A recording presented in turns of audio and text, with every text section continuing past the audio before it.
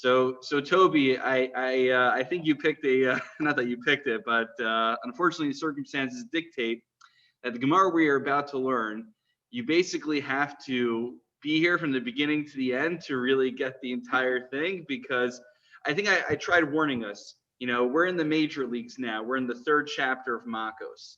In the third chapter of Makkos, there's certain Gemaras actually this week and next week are going to be very intense in terms of drasha. So I want to show you what I made over here. When I was going through the Gemara, I had to chart everything out over here to make sure I knew what was going on. You could just get a sense of what I had to do just to understand the basic flow of the Gemara. I have not had to do that yet, but on Yudalim and Aleph and Yudalim and Beis, we're on 14a, and then next week 14b, there's a lot of charting out that needs to be done, and I'm going to do my best to explain what's going on. I mean, essentially, the reason this Gemara, the Gemara itself actually, the concepts are rather straightforward, but what we are about to see this week is essentially, you see this in Gemaras many times, where one rabbi who has a unique position, well, where do you get that unique position from? Oh, he derived it from an inference from an extra word in that verse. Oh, well, those who disagree with him and don't make that inference from that verse, what do they do with that extra word? They use it for that. Oh, well, what does the other opinion do with that? Where's he learned that idea from? And so the Gemara is going to rebound back and forth, kind of like in this little fencing match of where someone procures a source and someone else has to explain what they do with that source instead. So, and it's going to be a ping pong match back and forth throughout the Gemara. The actual ideas, the actual hermeneutics and the derivations from the psukim are mostly straightforward, but essentially it's a cheshbon that one just needs to try to keep. I think in Yeshiva say you got a whole cup. You got to, hold on to the cheshbon, hold on to the accounting as we go through. So, Erwin, I know you'll like this. You like accounting. You like these kind of things. So, he starts from the bottom up. Yeah. What do you want to buy with your refund? What am I about to buy my refund? Very good. Then Moshe, there's a topic that I called you about on the phone after the share last week that we agreed I should bring up. Oh, yes. My grandfather had a good question from last week, which I forgot what the question was, but I remembered I thought it was a good question. So, Zadie, can you remind us what your question was from last week's Gemara? Why give lashes when the only punishment prescribed is kares? If he repents and God does not punish him, why should the earthly court punish him?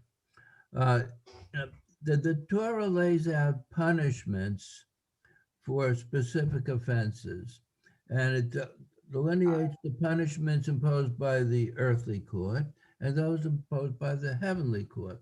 If Hashem decides that he is going to forgive somebody if he repents, and we don't know whether that person is going to be forgiven or not forgiven, it's up to Hashem, why are we imposing a punishment?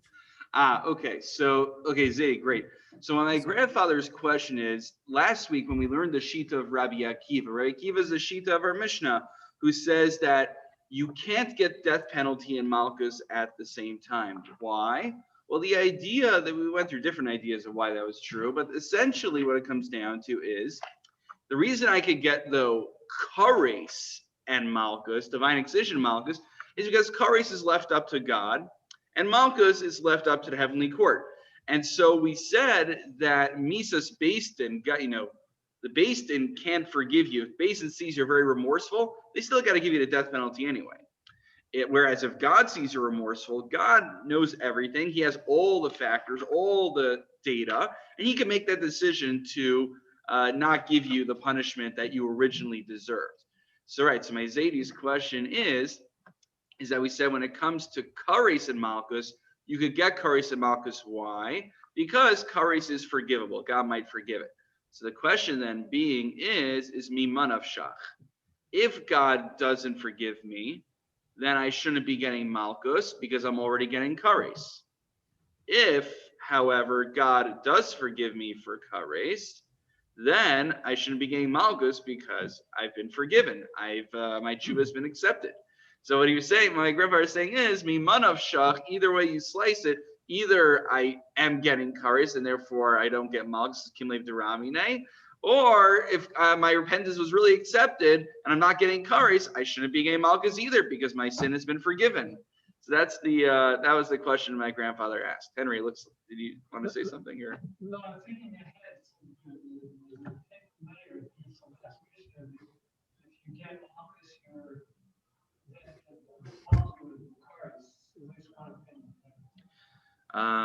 The malchus would absolve you of the. You don't get. Right. Oh, right. Toward the end of the Masechta, you're So saying we that's have. Right. We have to tie that one in here somehow. That's a good. point. No, that's good. That's good. Right. We have to tie it because this discussion, Henry points out, comes back toward the end of the Masechta. So you're saying, right there, Malchus could actually be in lieu of kares in certain instances. All right, I have to do some chazar myself, and I remember vaguely the discussion, but my chazar has not gotten me there just yet.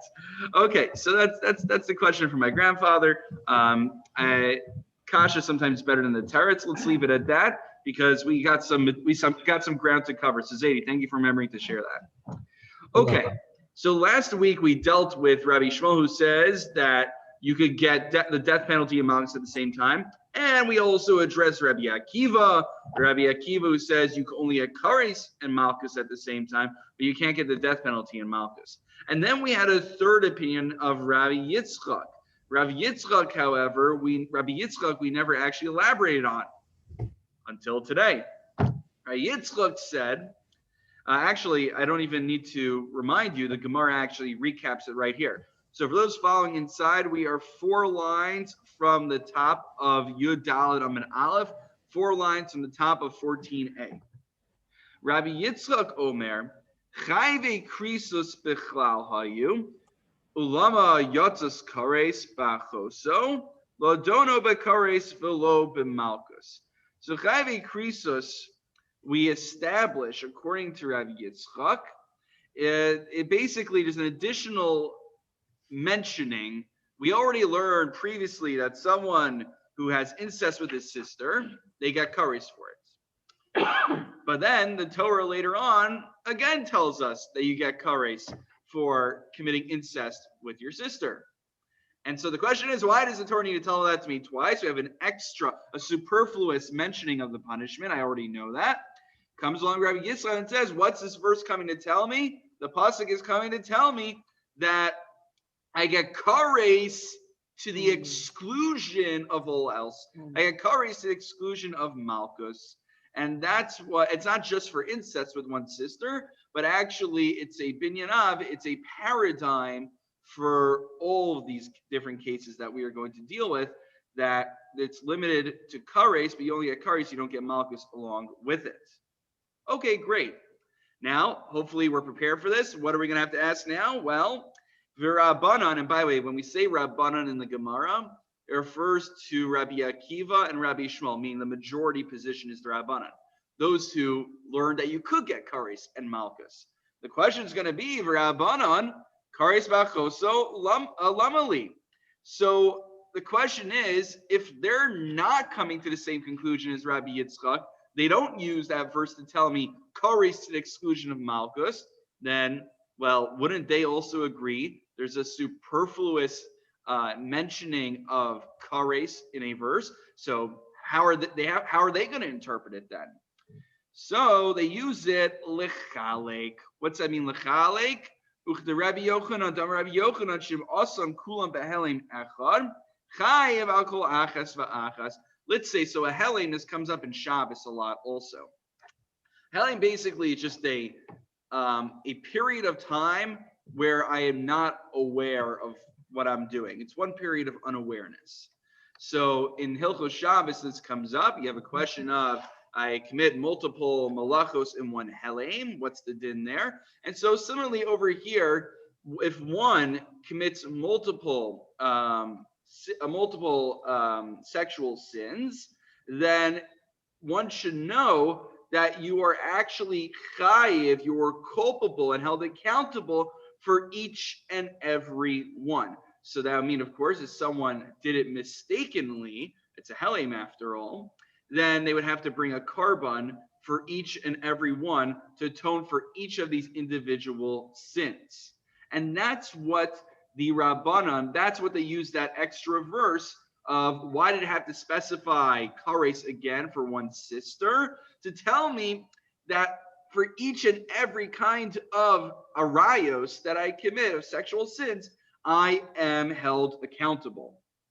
Wonderful. But now the game of ping pong ensues. Rabbi Yitzchak l'chalik minole.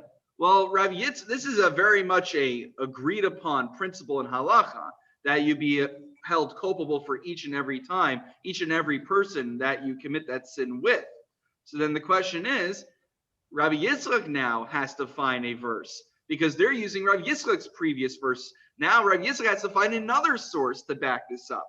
So minale, where does he know it from? Nafkale, he derives it. Now he has to bring in an additional verse from Mivael Isha Venidas Tumasa. So now he's bringing in a verse where there's an additional mentioning of Isha.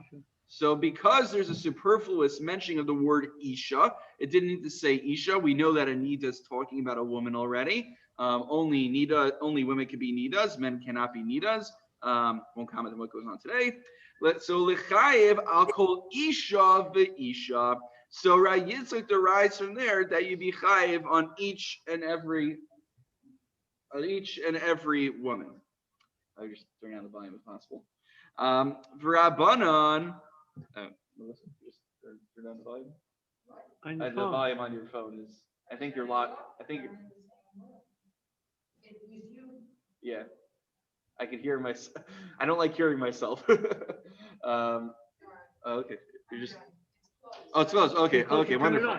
Okay. Wonderful. Shkot. Okay. Welcome. So Rabbanan. Okay. So now the question is as follows. Get back right into it. So Yitzchak uses the additional mentioning of the word Isha to tell me, and actually it fits very nicely, that every individual Isha, every individual woman who I am forbidden from having intimacy with, I will be held accountable. Great. But now, Rav Yitzchak just introduced a new pasuk. And he pointed out, rightfully so, that there's seemingly a superfluous word of Isha in that next pasuk. So you know what we got to do now? What did the Rabbanan do with that? So Rabbanan nami tevukle. So what do the Rabbanan also they should also make use of this pasuk, right? So actually, you know what? They do use this verse as the proof text to tell me that I'm chayiv on each and every individual I commit a sexual sin with in one helim. So then if they're going to use this verse, then why do I need that initial verse of the additional mentioning of kares? So now they're using the superfluous mentioning of Isha to tell me I am chayiv on each and every woman.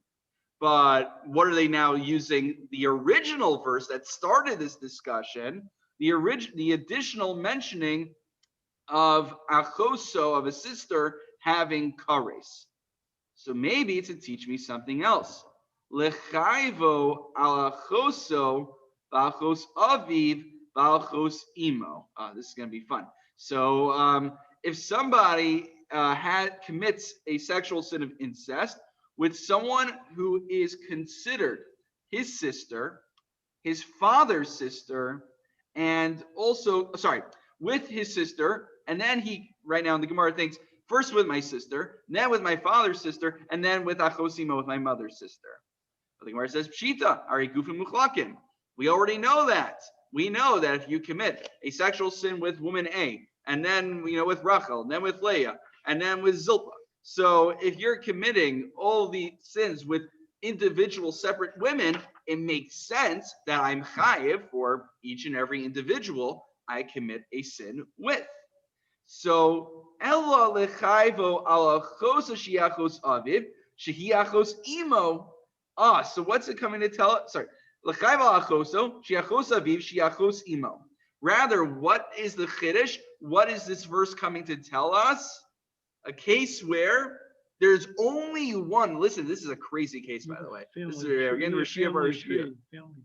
Oh yeah. I tried, and then like you need like a 3-dimensional family tree. It's ridiculous. I tried mapping it out, but I'll explain what Henry's talking about in a moment.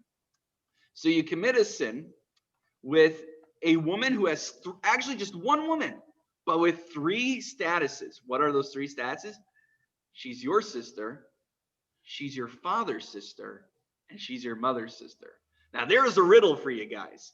Can you think of a case where you could have forbidden intimacy with one individual woman, yet she is your sister, your father's sister, and your mother's sister? I'm gonna wait for someone to figure it out. You gave me a whole eternity. I'd be too confused to figure this one out. No, actually, So Rashi explains it also, and you'll tell me if I do a good enough job. The Rifa actually I think has an alternative approach, but let's just suffice with Rashi. So Vehechi Mishkachas Leah, where do we find such a crazy, absurd case? Bereshia Bar Rishia, the case of a Russia, the son of a Russia, a wicked person, the son of a wicked person. Now, that doesn't really answer anything, like shkoyach, a wicked person, the son of a wicked person. What is that supposed to mean? So for those who have Rashi with you, we need to look at Rashi for this. Rishia Bar Rishia. So those who are following along in Rashi, here's what happens. And again, Henry is absolutely correct. You need a family tree. I attempted to start drawing a family tree, and I failed to draw it properly. So are you looking for the place? Well, we're Yud Daled Aleph 14a, and we're kind of in the middle of the page. Rishia Bar Rishia is what you're looking for. To the second power. Okay. So Zak Rashi. Haba al imo. So you have one person, you have Ruvain, who has relations with his mother. All right, so this is Russia number 1. Russia number 1 has relations with his mother. Vaholid shtei banos, and he produces 2 daughters from this union with, so right, let's say 2, just for argument's sake, 2 twin daughters come from this union of the son with his mother. The chazar uba achas mehen, and then if that wasn't bad enough, he then has relations with one of his daughters / sisters, right? They're his sisters because they are same mother, but they're also his daughters because he produced them through his mother. And then from there, it gets even, I guess, better. It gets even worse. Vaholid ben, and then they have a child from that union. So now you have the second Russia is the child produced from this union of him committing incest with his sister / daughter. And then this son, following his wicked father's ways, ubaha ben alachos imo. And then this son then has relations. Let's say the 2 daughters' names were Rachel and Leah. So I have to find better names for that. We shouldn't use Rachel and Leah for this, but you get my point. So if he is Rachel's son, he then has relations with Leah. What does that mean? Shehi achoso v'achos aviv. So essentially, he's basically violating 3 statuses at the same time. And let's go through all of them. There were years of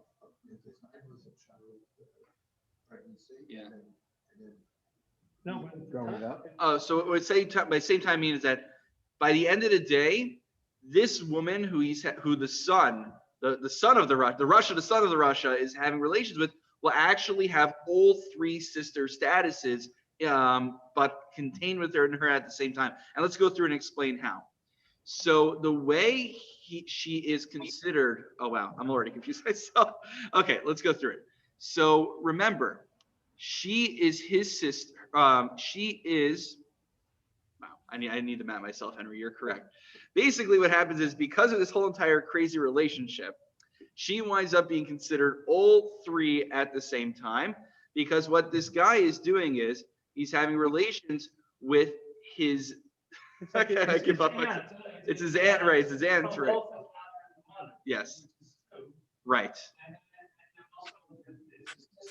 Exactly. It's his sister because they share the same father. So it's his sister from his father, and then also from the sister of his mother, because Leah is Rachel's sister, and it's a full sister also because we gotta work that out.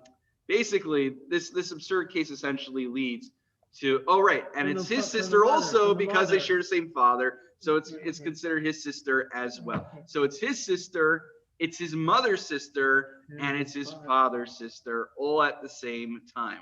Okay, yeah, you're right. We need like a 3-dimensional graph for it. I remember I tried mapping it out, and it just like didn't work on paper. Maybe like a lack of capabilities on my part. Anyway, this absurd case again, let's just run through it one more time just so we know what we're talking about here. Again, Ruvain has a child with his mother, 2 children with his mother, 2 daughters with his mother. Then he has a daughter with one of his daughters. Son with one of his daughters. The son then has relations with the daughter who is not his mother, so with his aunt. And what results from there is that it's his sister, his father's sister, and his mother's sister all at the same time. That's what happens. That is an absurd case. I hope to God it never happened and never will happen. But why do we bring this all in? It's a beautiful case of where in the Gemara we do abstract thinking. We bring in radical cases to prove a principle.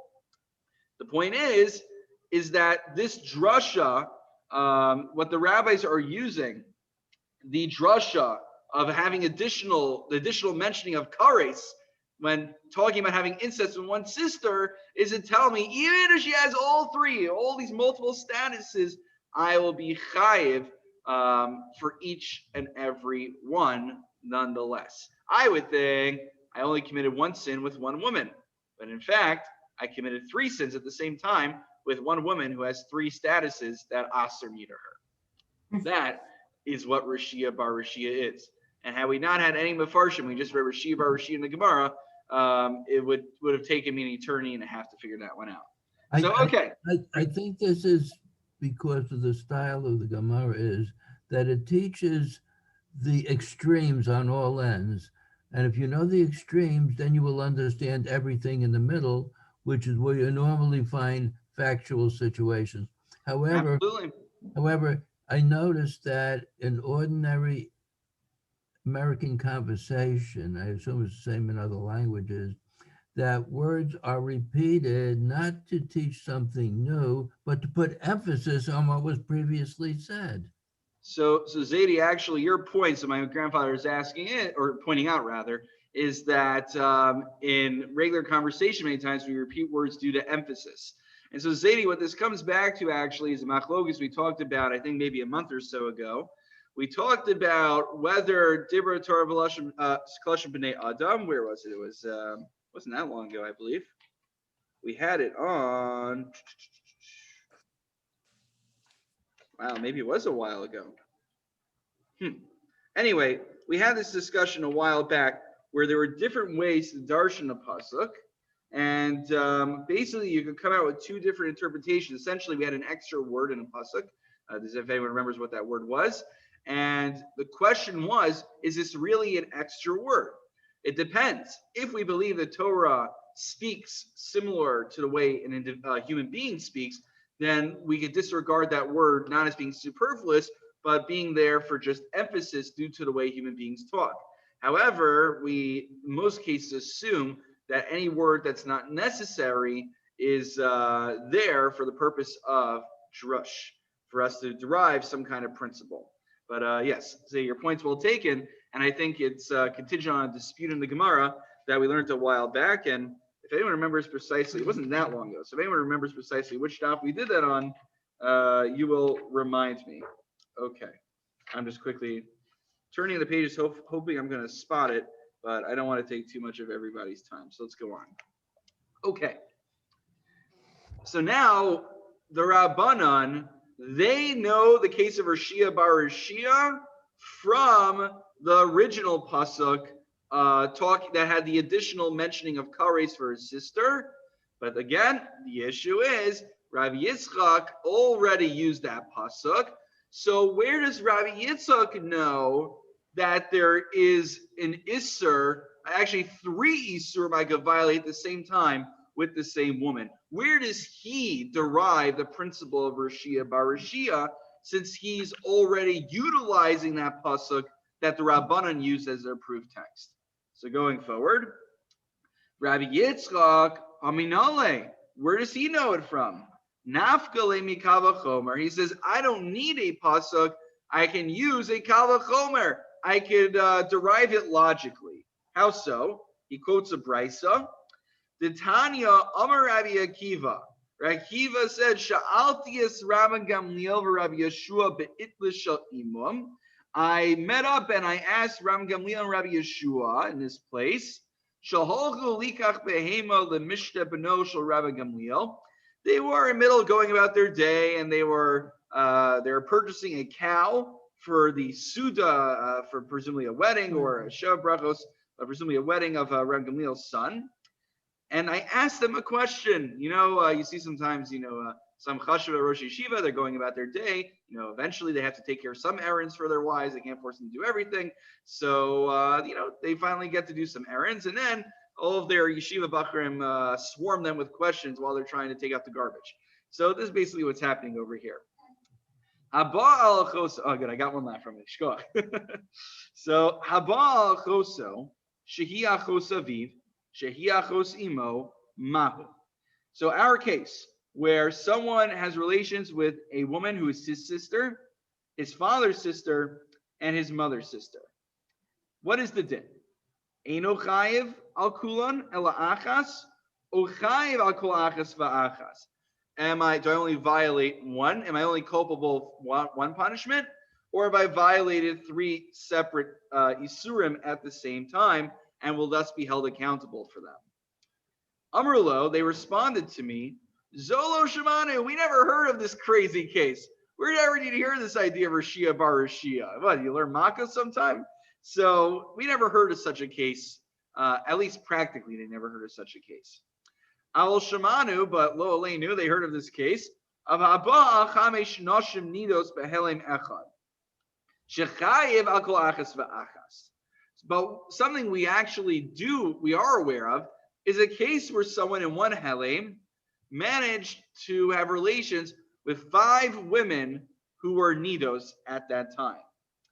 And we figured out halachically that he would be held accountable for each and every act with each and every woman that he committed, even in one helem, even in one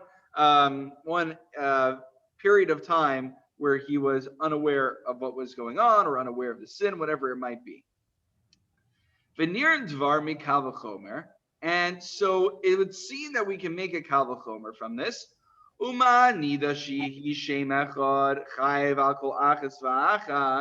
Here, where there's 5 women who are nidas, I only violated really one isser in the Torah.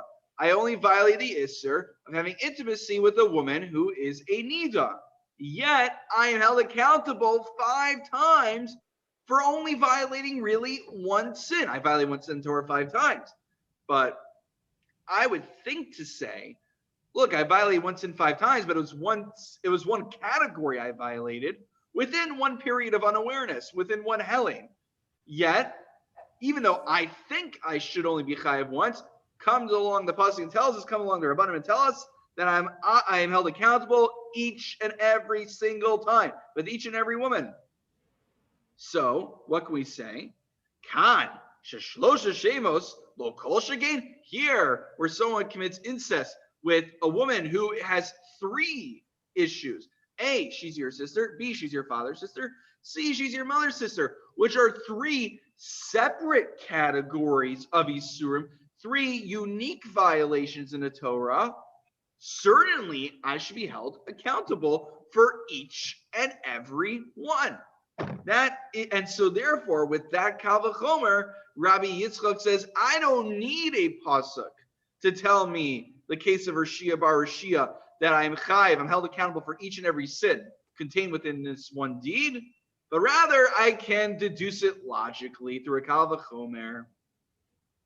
But I'll ask you, for those who didn't look at the next line of Gemara yet, what is I'd like to say almost obvious issue with this Kal V'chomer? What seems to be lacking in the analogy, within the extrapolation? What seems off?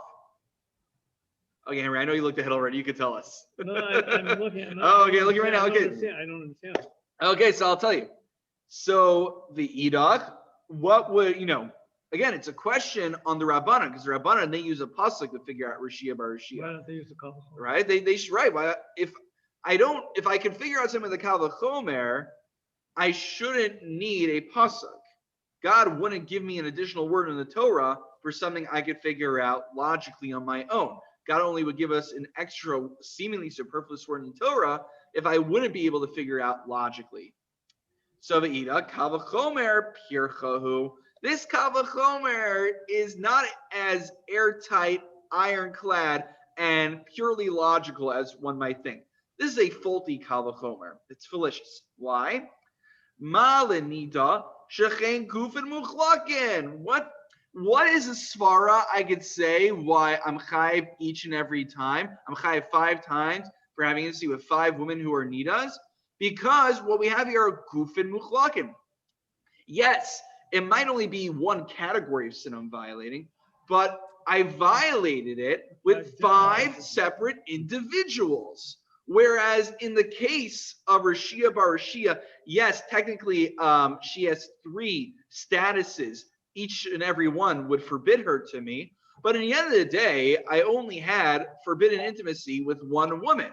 So I can't make a Kal V'chomer and say, because I'm culpable each and every time for each and every need a woman, I should be culpable those 3 times with that 1 woman. I only was with 1 person, not with 5. So this is a faulty Kal V'chomer. There's a reason why the case of Nida of 5 women would have more of a reason for me to say that I am culpable multiple times.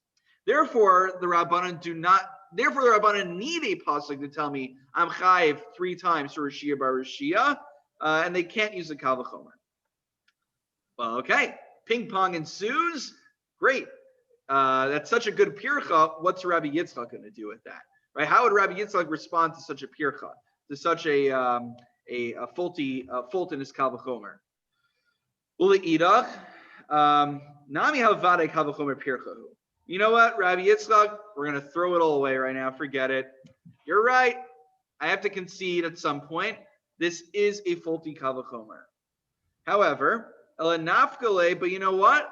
I've got another pasuk up my sleeve. It's like a pyramid scheme of psukim. You gotta keep finding another pasuk. It's like a arms race over here. It feels like. So Ela Navkale, I'm going to introduce a new pasuk into the equation. Me'achoso diseifa. So originally we had a verse which had a seemingly superfluous mentioning of kares punishment, which we knew already. Now we're going to pick apart that verse and find additional words in there that seem superfluous, and I can use as a basis for a drasha. Ela Navkale me'achoso diseifa. So for those that have the Torah HaShalem on the side of your Gemara, you just look. It says at the end of the first verse in Torah Shalem, Vayikra Parachav Pasuk Yud Zayin 2017, it says, "The Nichrisu Leine Bnei Amam Ervas Achoso Gila Avono Isa." So it says Ervas Achoso. It did not need to say the erva of his sister, because the pasuk very clearly is already discussing someone committing incest with his sister. It already actually says achoso earlier in the verse. It said it earlier in the pasuk, but actually I didn't want to say that, Henry, because actually the Gemara very soon is going to say that the original achoso in the verse also is superfluous. So because as you see, it says in the verse, "Isha sheikach es achoso bas aviv o bas imo." Once it already says the daughter of his father, we know by definition my father or mother's daughter is my sister. So why'd I have to say achoso? So actually, that's why I didn't want to say that, but you are correct at this stage of the Gemara. So what Yitzchak does is, why did God have to say sister, put the word sister into the Torah at the end of the verse? It's very clear from the beginning of the verse that we're talking about one sister. So therefore, that superfluous word of achoso comes to teach us the case of Rishia bar Rishia. Okay, great. But now the Rabbanan have some answering to do. What do they do with this extra word of achoso at the end? Virach achoso de seifa lamali. Why do I need the latter mentioning of achoso, of sister, at the end of the pasuk? Lechayvo al achoso basavid ubas imo lomar shenon shemin adin. So what they use it for is, and we actually learned this earlier in Makkos, a long time back. It only says in the Torah, by the way, one should not have incest with the sister from the daughter of his father or the daughter of his mother. It doesn't say in the Torah, exactly, half sisters. It doesn't say the daughter of my father and mother. It doesn't say a full sister. So now you would think to say, Kal v'chomer, if committing incest with a half sister is prohibited by the Torah, then Kal v'chomer, committing incest with my full sister is certainly punishable by the Torah, right? That'd be logical. The issue is that we have a principle of ein onshin min hadin. Ein onshin min hadin means basically you're not allowed to make a Kal v'chomer to introduce a punishment, to introduce some sort of punishment that Beis Din can mete out. Now, why would that be so?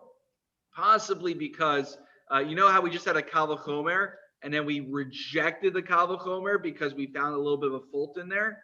You know, initially when Rabbi Yitzchak came out with that Kal v'chomer, he's like, I got an iron to that Kal v'chomer, we're good to go.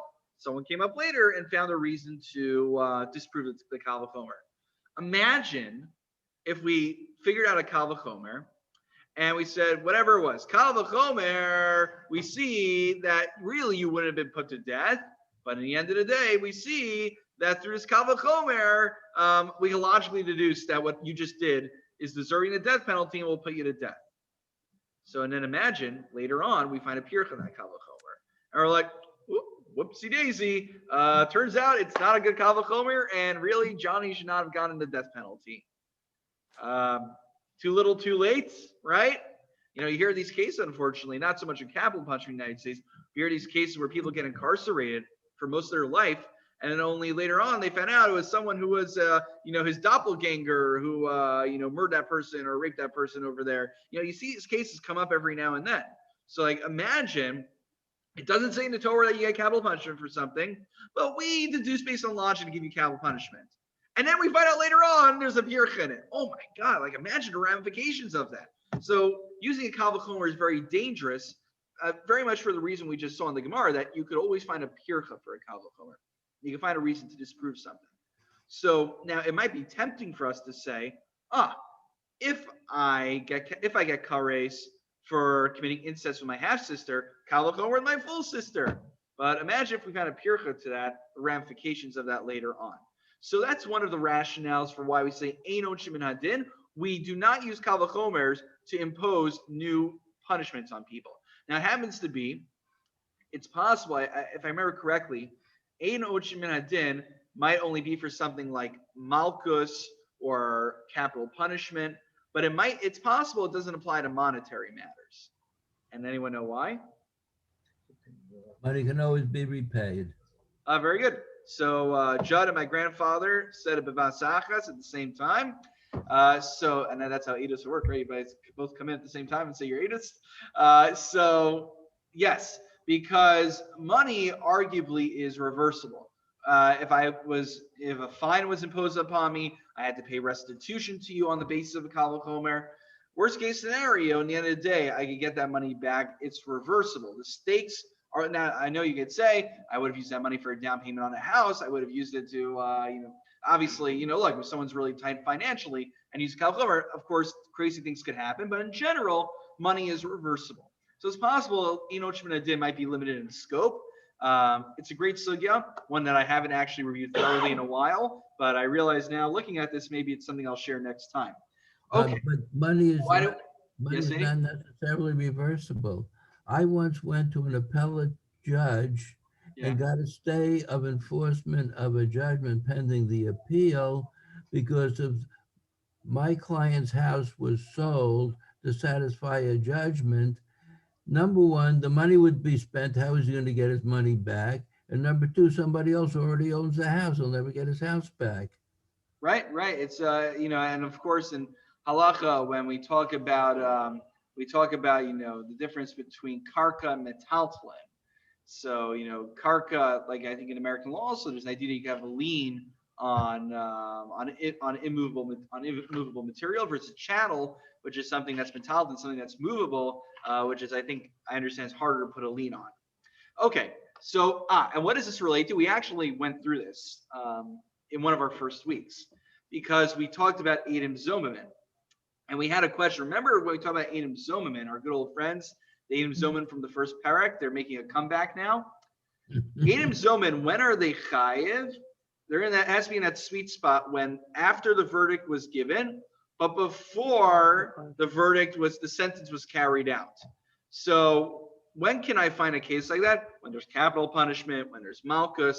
But some of Farshim say, Tosos and many others point out, they believe that when it comes to a monetary dispute, when the Edom Zomamin are lying about a financial matter, there's never a Gemar Din. There's never a time where they actually carry out the sentence. There is an Igmardino. The verdict will be given, but the verdict will never be carried out because money is always reversible. Despite I know, Zadie, some of your experience in court, money in general, we assume is reversible. So some say there never is that bookend for Edom Zomamin when it comes to monetary matters. Edom Zomamin could always be found accountable even at a far later stage because, when someone dies, someone gets Makkos, you can't take that back. Money is never truly over. And therefore, similar idea with Eno and Shemin Hadin, I think it all ties into that idea that money is reversible. Okay. So why do we get into all this? Okay, we went down the rabbit hole a little bit, but I think it was worth our time. So why do we bring this all in? Let's get our heads back into the sugya.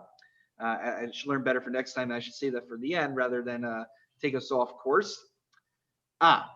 So we said the idach achosa de seifa lamali.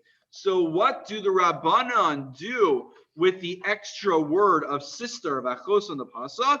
L'chayva achosa bas avi bas imo, and again lomar she'enon shemin hadin. So it's to tell me that I would have thought logically that if I'm chayiv for incest with my half sister, kal v'chomer with my full sister, the truth is enon shemin hadin. You can't use a kal v'chomer to teach a punishment. And therefore, the rabbis needed the additional mentioning of sister in the pasuk. What kind of sister does the Torah mean to include? Your basic sister, your full sister. That's why, and it's not just a superfluous word, but here it actually, the implication seems to include another sister. Very good. The issue is v'idach. What's Rabbi Yitzchak do with the extra word of achos on the pasuk now? Sorry, where does Rabbi Yitzchak? Sorry, not my mistake. Where does Rabbi Yitzchak learn this principle that a full sister gets you chayiv as well? So we have two approaches. Iboy sema, gamar onesh me ashara. So remember that there's two kinds of psukim in the Torah when it comes to these matters. There's an ashara, which is a verse that tells me that I may not do something. I'm not allowed to do something.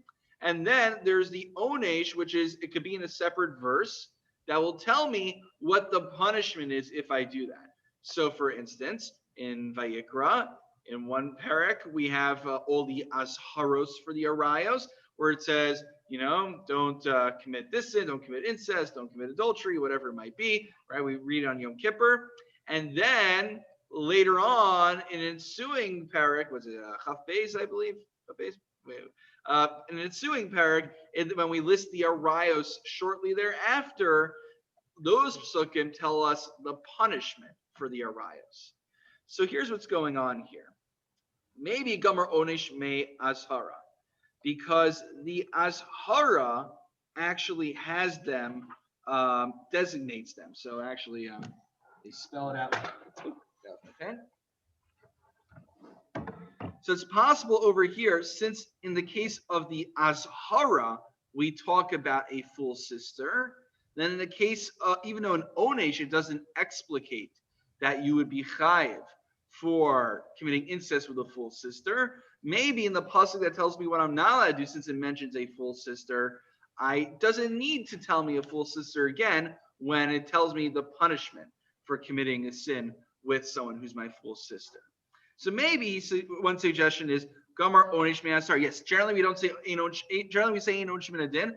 Generally we can't make Kal V'chomers, but here we already have a scriptural basis where it says that you cannot commit incest with your full sister. Later on, when it talks about the punishments, it doesn't again explicate one's full sister. We already know from the original Ashara who I'm not allowed to commit incest with. It doesn't need to explicate each and every category when it discusses the punishments later on. That's one suggestion. However, we give another one. An additional suggestion is Nafkale meachoso deresha. And Henry, this is what we're getting to from before. Maybe, what are we going to do now? We're going to bring in, Ray Yitzchak's going to bring in another superfluous mentioning of one sister in the verse. Where's that? For those looking in the verse again, in the Torah Shalem, the first one, it says, V'ish asher yikach esachoso, a man who will take his sister, Bas Aviv, the daughter of his father, O Bas Imo, or the daughter of his mother. Again, I'm not the biggest Talmud Chacham in the world, but I'm pretty certain, by definition, if you are my father's daughter or my mother's daughter, that makes you my sister. So why then did the Torah have to say Achoso in there? Maybe the Achoso de Reisha comes to tell me that I violate incest even with a full sister. So that's what he uses it for. Very good. And now the ping pong is not quite at the conclusion yet. The question springs back to the Rabbanan. What do you say to this? See, for the Rabbanan, the question now is, what do they make of this additional mentioning of Achoso, the superfluous mentioning of Achoso at the beginning of the pasuk? So ve'irach ahumi vayle lechalek kores limifatem. Sorry, I think I scratched out the word over there. Oh, okay, yeah. I penciled in over there. That was weird. Right. So limifatem ulasach. So the two issues. One is, again, we actually talked about this at the beginning of the parak, where if I concoct, I take, the ketores, for instance, the incense, or I take the oil that was used in the Beis HaMikdash, and I replicate the exact same mixture / recipe that they used. There's a violation of replicating something that was used in the temple for basically non-temple purposes. And so there's one isser of replicating the original oil that was used, or the Shemen HaMishcha, the anointing oil, and then ulasach, and then also for actually using the original anointing oil. So there was an original oil, we learned this before, that Moshe Rabbeinu had, and each and every generation of Kohanim Gedolim, whoever's new Kohen Gadol, they would anoint that Kohen Gadol with that original oil from Moshe Rabbeinu. That oil, unfortunately, became lost. And that's why in the second chapter, in the second parak, we talked about there's a Kohen Gadol who was anointed with Shemen HaMishcha, and there was a Kohen Gadol who was anointed by having begadim, by being given the additional vestments of the Kohen Gadol.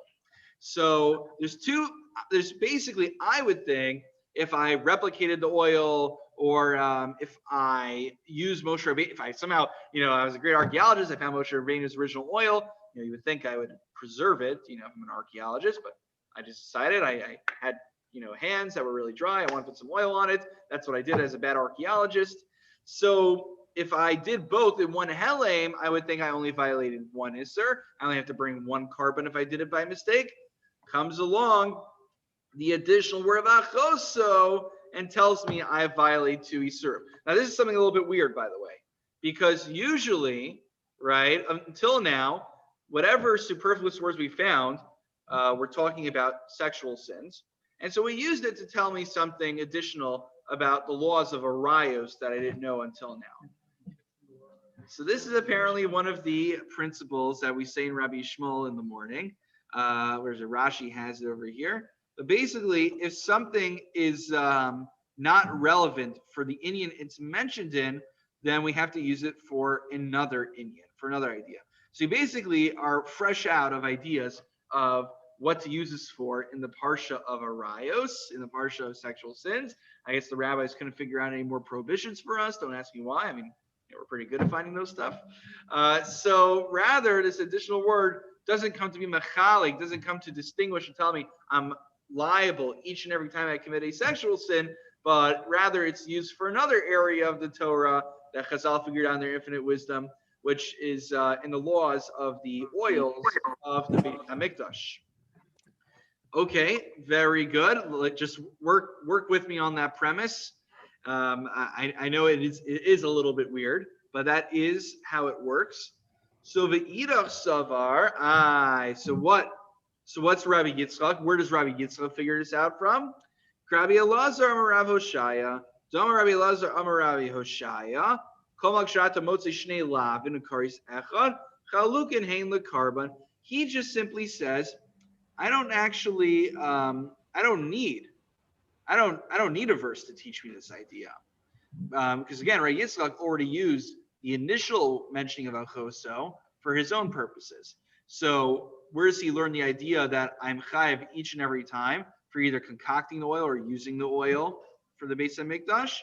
So he says, again, he's trying to end this ping pong match, all right? He's like, I don't need to bring an additional verse. I can learn it from a general principle, which is that whenever you have two prohibitions in the Torah, but one mentioning of kares for them collectively, in general, the principle he believes is that you have to still bring two karbanos, so you did both of them by mistake.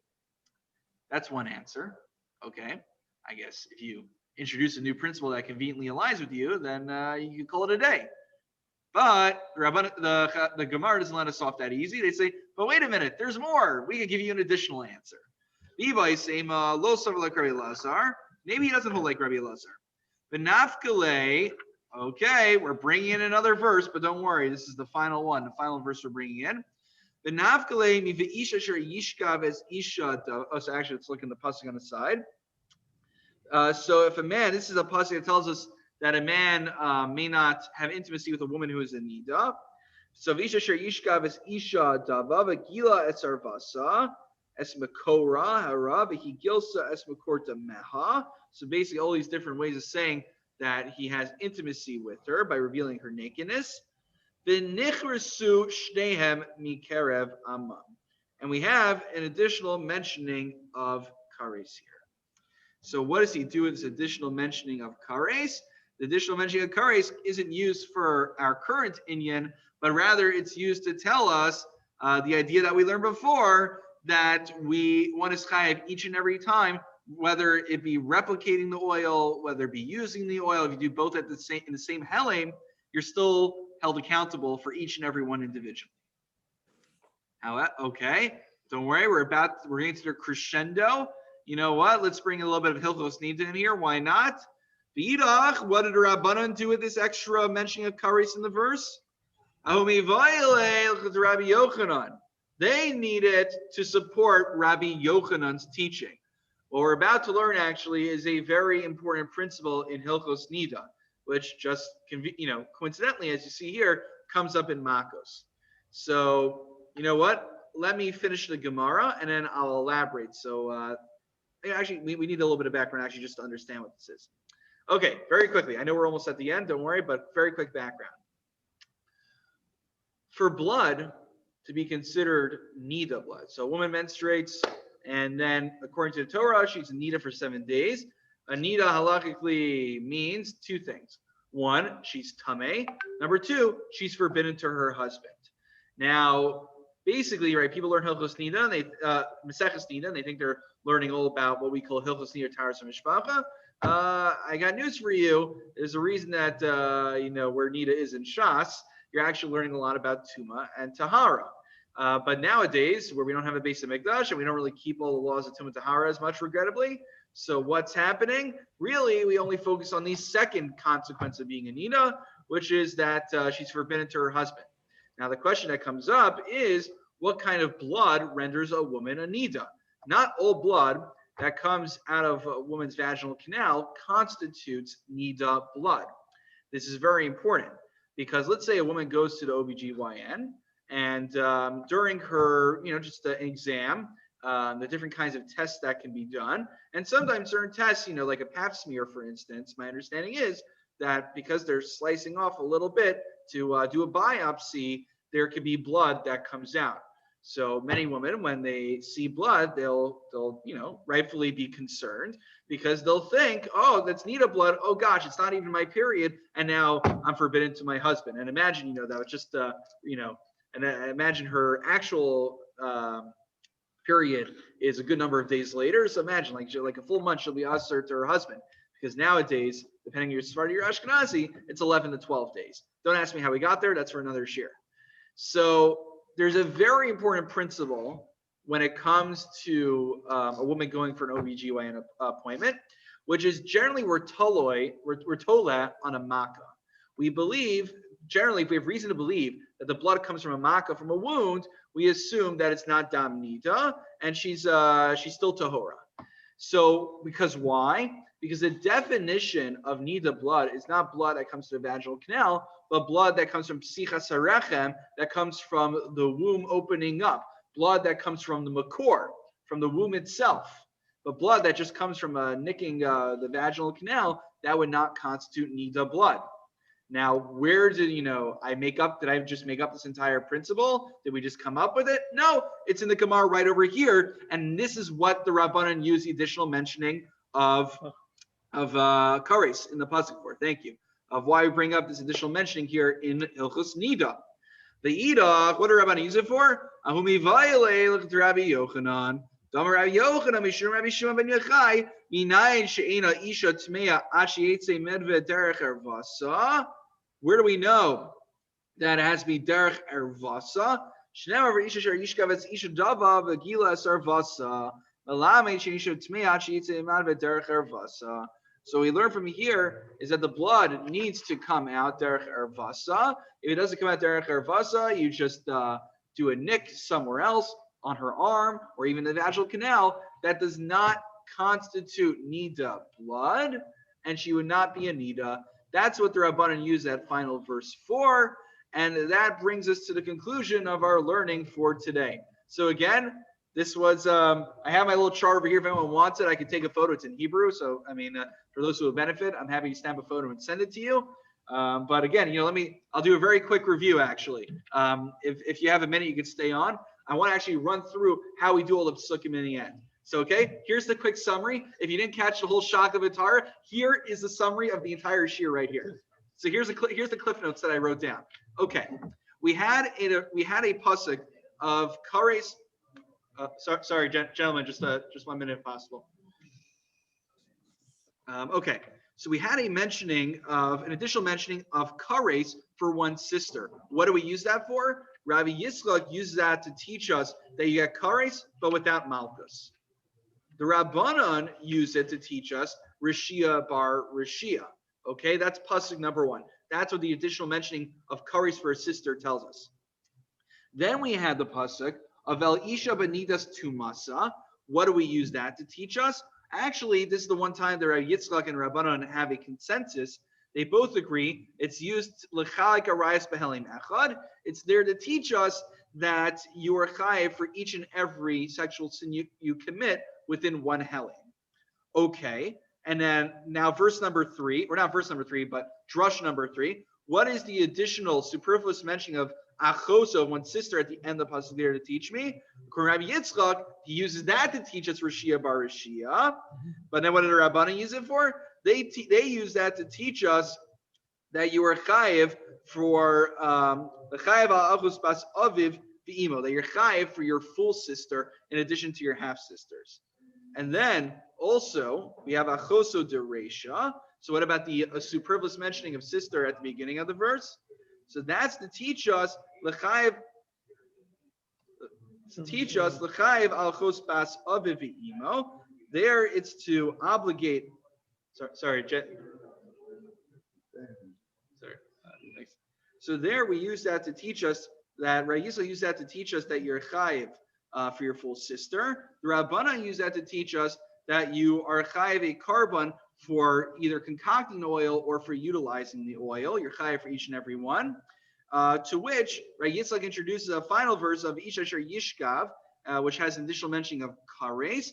He uses that to teach us that you are chayav for the oil, whether it's concocting, whether it's using it. And then the Rabbanan finally use it to teach us that in order to be a nida, it has to come out derech ervasa. So there's the quick cliff notes. You got the whole shaka v'tarya in 1 second right over there. And we will now conclude the shir and go to Mincha. Yasher koach, everyone. And by the way, not to discourage you from coming to shir next week, but it's like the same thing all over again, just with different psukim. So Thank you. Thank you. Thank you. let's Thank start you. singing. Thank you all for coming. Go. Thank you. I unmute. Oh, yeah, unmute. So I can say them.